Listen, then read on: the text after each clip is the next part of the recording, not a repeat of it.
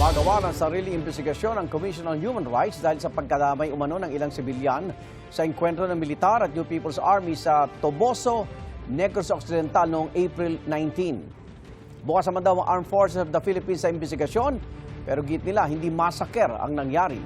Nai-turnover na raw ang katawan ng mga nasawi sa kani-kanilang pamilya. May unang balita si Rafi Tima.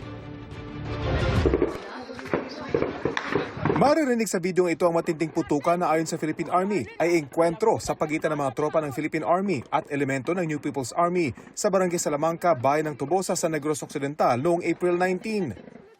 Ayon sa Philippine Army, isang sundalo ang nasugatan. 19 ang nasawi sa panig ng mga umani rebelde.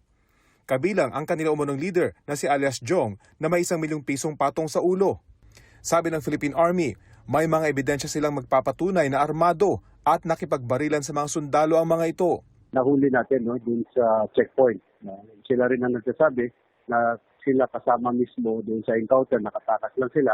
And kasama nila ito, yung mga namatay, kasama nila mismo na nakipagbarilan sa ating mga sundalo. Sabi ng UP Diliman University Council, nasa Negros UP student na si Alisa Alano para mapag-aralan ang kondisyon ng mga magsasaka roon.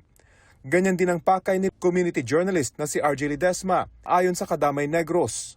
Giit ng grupong karapatan, hindi combatants ang 2 Filipino-American, Ledesma, Alano at 2 iba pang tinukoy nilang kabilang sa mga nasawi.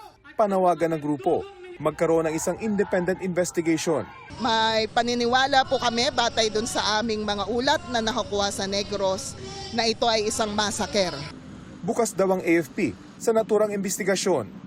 Dahil very confident and assured na yung ating mga kasunduluhan followed the international humanitarian law, and as well we respected the rights of every Filipino people. So, and we follow the rules of engagement. Bakit kasama ng NPA?